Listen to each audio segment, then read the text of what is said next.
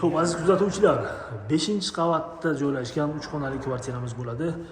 Bugungi obzorimiz sal o'zgacha. Qarang, katta podyezdlari bor ekan, lifti ham bor. 6 qavatli bo'ladi binomiz. 5-qavatda, 6-qavatimiz mansarda. Prolyotda 4 ta xonadon bor ekan.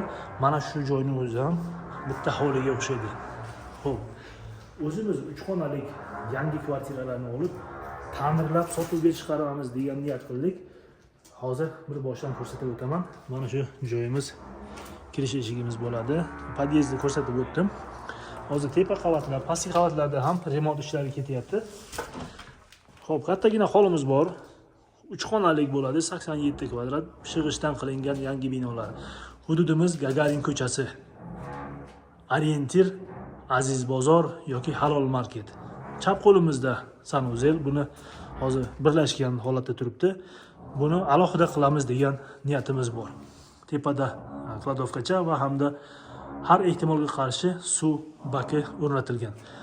Yevromontaj elektr uskunalari bo'ladi va 1, 2, 3, 4 ta alohida bo'lgan xonalari, bittasi oshxona bo'ladi va 3 xonalik полноценный безглухой kvartiramiz bo'ladi. Mana shu joyimiz. Xo'sh, yotoqxona qilish niyatimiz bor. Va yonidagi xonamiz kattagina, buni mehmonxona qilamiz. Keyingi xonani oshxona qilamiz, chunki gaz, kanalizatsiya va suvlar shu xonaga kelgan. Kotelimiz o'rnatilgan. Barcha xonada ko'propol qildik va radiatorlarni ham o'rnatib qo'ydik. Mana shunaqa holatda hozir kvartiramiz 2-3 oy deganda ta'mirlab sotuvga chiqaramiz nasib bo'lsa. Xo'p, qiziqqanlar hozirdan boshlab murojaat qilishingiz mumkin. Mana shu kvartira menga belgilanganlar bo'lsa agar, siz xohlagandek qilib ta'mirlab beramiz. 3 xonalik 87 kvadrat, kattagina bo'ladi kvadrati. Gagarin ko'chasida joylashgan 5-qavatda uyimizda domda lift bor. Domning o'zi 6 qavatlik, 6-qavatda mansarda joylashgan.